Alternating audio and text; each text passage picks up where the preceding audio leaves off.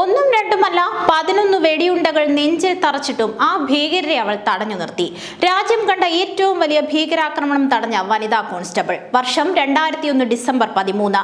ഡൽഹിയിലെ തണുപ്പുള്ള ഒരു പ്രഭാതം. ഇന്ത്യൻ പാർലമെന്റിൽ ശീതകാല സമ്മേളനം നടക്കുകയായിരുന്നു. ഏകദേശം 200 എംപിമാരും പ്രധാനമന്ത്രിയും ആ കെട്ടിടത്തിനുള്ളിലുണ്ട്. പുറത്ത് 1-ാം നമ്പർ ഗേറ്റിന് കാവൽ നിൽക്കുകയായിരുന്നു CRPF കോൺസ്റ്റബിൾ 32 വയസ്സുള്ള കമലേഷ് കുമാരി. വികാസ്പൂരിലെ വീട്ടിൽ നിന്ന് തന്റെ 2 കൊച്ചു പെൺമക്കൾക്ക് പ്രഭാത ഭക്ഷണം നൽകി വൈകുന്നേരം നേരത്തെ എത്താമെന്ന വാക്കും കൊടുത്ത കമലേഷ് കുമാരി അന്ന് പതിവ് പോലെ ജോലിക്ക് ഇറങ്ങി തിരിച്ചു. രാവിലെ ഏകദേശം 11:40.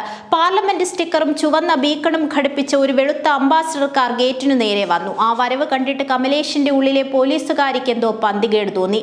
കാർ അമിത വേഗത്തിലായിരുന്നു. അവർ ആ കാർ തടയാൻ മുന്നോട്ട് നീങ്ങി. പെട്ടെന്ന് ആ കാർ നിന്നു. അതിൽ നിന്നും തോക്കുകളും ഗ്രനേഡുകളുമായി 5 ഭീകരർ പുറത്തേക്ക് ചാടി. ആ ഭീകരർ പാർലമെന്റിനുള്ളിൽ കയറിയാൽ 100ഓളം വരുന്ന ജനങ്ങളുടെ ജീവന് ഭീഷണിയാണെന്നറിയുന്ന കമലേഷ് തന്റെ വാക്കി ടോക്കിലൂടെ അലറി വിളിച്ചു, ഭീകരർ ഗേറ്റുകൾ അടയ്ക്കൂ.